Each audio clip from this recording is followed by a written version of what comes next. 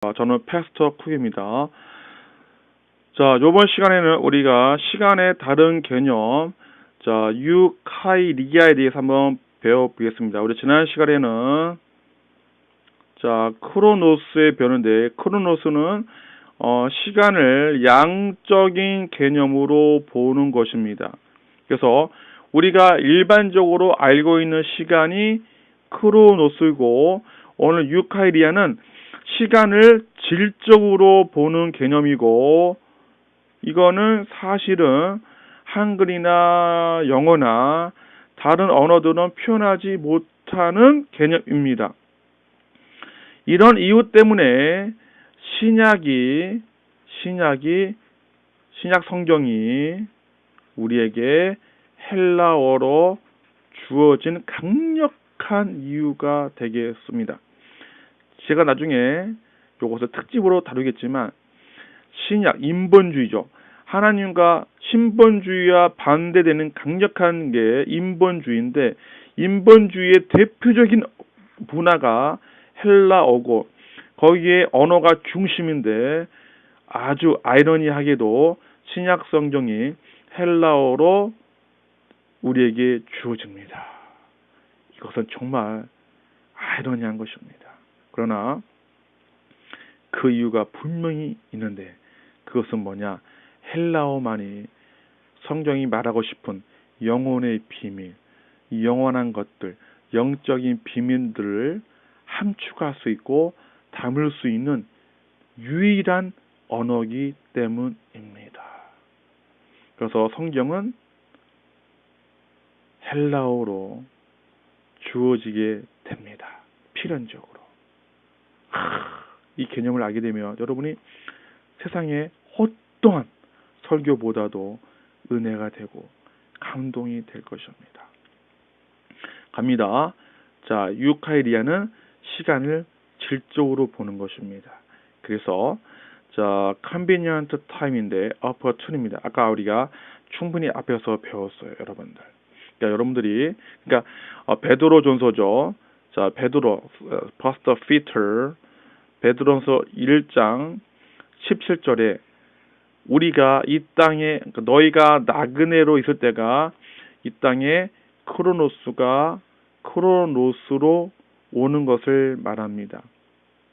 그럼 제가 여러분들 이제 요한복음 20장 19절에 이 비밀을 풀어내겠습니다. 자, 여러분들이 아까도 얘기했지만 요한복음 20장 19절에 뭐가 등장한다고요? 예수님이 십자가에 죽으시고 아직 부활한 것을 모르는 주님의 제자들이 너무 무서우니까 모든 문을 단단히 틀어 잠그고 본인들이 앉아서 논의를 했겠죠. 그때 갑자기 예수님이 등장하십니다. 문을 다 닫았는데 예수님이 등장하십니다. 예수님이 어떻게 거기 들어왔습니까? 문을 열고 들어왔을까요? 거기에 대한 자세한 표현은 성경에는 없습니다. 그러나 그 문을 뚫고 들어온 것입니다. 왜 그러냐면 부활하신 예수님은 더 이상 크로노스의 영향을 받지 않습니다. 크로노스는 시간과 공간의 제약을 받습니다. 만약에 부활하신 예수님의 육체가 크로노스의 지배, 시간과 공간의 영향을 받는다면 생각을 해보세요. 그러면 예수님도 늙게 됩니다. 피부가 쭈그러들고 늙어서 죽게 됩니다. 말이 안 되죠. 성경의 모든 예수님의 행하신 모든 일들은 예수님을 통해서 예표를 만들었습니다. 그래서 부활할 때 우리가 어떤 모습으로 될 것을 성경은 다 예수님을 통해서 보여주었습니다. 부활하신 예수님의 육체에 대해서 나중에 좀 더 자세하게 배웠지만, 부활하신 예수님의 육체는 이제 크로노스의 지배를 받지 않고 유카이리아라는 다른 시간의 개념에 들어갑니다. 자, 우리가 이제 부활해서 천국에 들어가죠. 예수님이 재림하면 이제 크로노스의 시간과 공간의 양적인 시간의 개념은 끝나고 이제는 유카이리아라는 새로운 시간 개념이 들어오게 됩니다. 이것이 시작이 되면 이 부활한 인간들은, 사람들은, 성도들은 다시는 늙지가 않습니다. 그래서 시간과 공간의 제약을 받지 않게 됩니다. 아시겠죠? 이 개념은 너무너무 중요합니다. 그래서 예수님께서 문이 닫혔는데도 들어온 것입니다. 얼마나 놀랐습니까? 이거는 신화가 아니고 우리가 이성적으로, 논리적으로 충분히 이야기가 됩니다. 제가 나중에 기회가 되면 제가 깨닫게는 이 모든 것들을 여러분과 나누고 싶습니다. 그러면 다시 한번 또 시간에 이 유카이디아와 비슷한 개념이 있습니다. 자, 봅니다. 그게 뭐냐면 저입니다. 카이로스.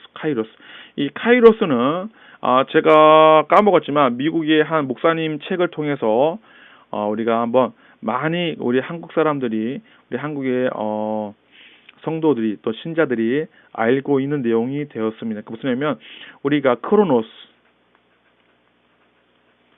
크로노스에 열심히 기도하면 하나님이 임재를 하는데 그때가 카이로스다라고 하라고 여러분이 많이 배웠습니다. 그러나 카이로스는 아까 말한 대로 유카이디아처럼 좀 더 넓게 확장이 돼야 됩니다. 이 수준에서 멈추면 안 됩니다. 그럼 좀 더 다시 봅니다. 이것은 넌이고 마스큐린, 남성형 명사가 되겠습니다. 자, 아까랑 비교해 봅니다.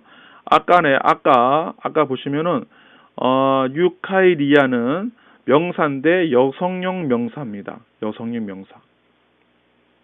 그런데 다시 넘어옵니다. 이 카이로스로 넘어오면서 카이로스 또한 남성형 명사입니다. 야, 여러분 이거 참 신기하지 않습니까? 대단합니다. 이런 것들을 담을 수 있는 언어는 그릭, 헬라어밖에 없습니다. 제가 그래서 열심히 영어 성경을 강의합니다. 왜냐면 영어가 열리면 헬라어가 열립니다. 왜냐면 그리스어는 이게 고대 언어입니다. 지금에 와서 이것을 배운다는 것은 너무 힘듭니다. 그러나 하나님은 수천 년 앞을 내다보시고 이 모든 헬라어에 대한 지식을 영어에다가 다 담아놨습니다. 그리고 지금은 정보통신이 기술이 너무나 발전했기 때문에 지금은요, 옛날에 수십만 권의 책을 스마트폰 하나면 다 담을 수가 있어요. 저는 이제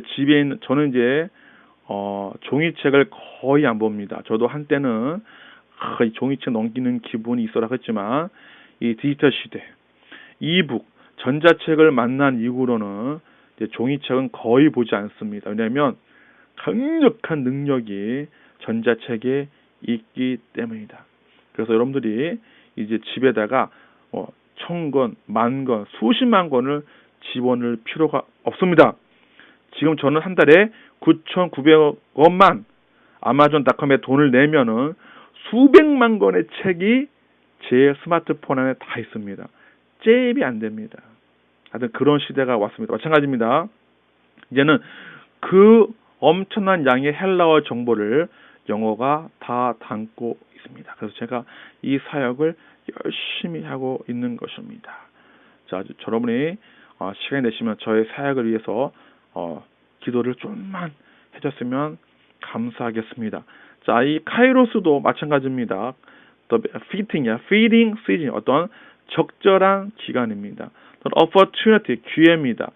또는 opportunity time, 이것도 어떤 기회적인 시간이 되겠습니다. 그러면 카이로스를 좀 더 알아보겠습니다. 왜냐면 아까 우리가 배운 대로 여기 보시면 유카이디아에 대한 정보가 사실은 별로 없습니다. 그래서 카이로스를 보면은 이 유카이디아를 더 많이 볼 수가 있습니다. 그래서 카이로스를 한번 알아보겠습니다. 2540번 카이로스는 시간입니다. 시간인데 뭐로서의 시간이죠? opportunity, 기회로서의 시간입니다. 그래서 아까 유카이디아와 거의 같은 개념입니다. 그래서 카이로스 똑같죠. 아까 본 2540번 opportune time입니다. 어떤 기회적인 시간이 되겠습니다. 이거는 derived from the kara. 그래서 카라에서 유래했습니다. 근데 카라는 머리입니다. 머리. 그래서 이 referring 언급하는 거예요. 뭘 언급하냐면 things 그 일들을 어떤 일이죠?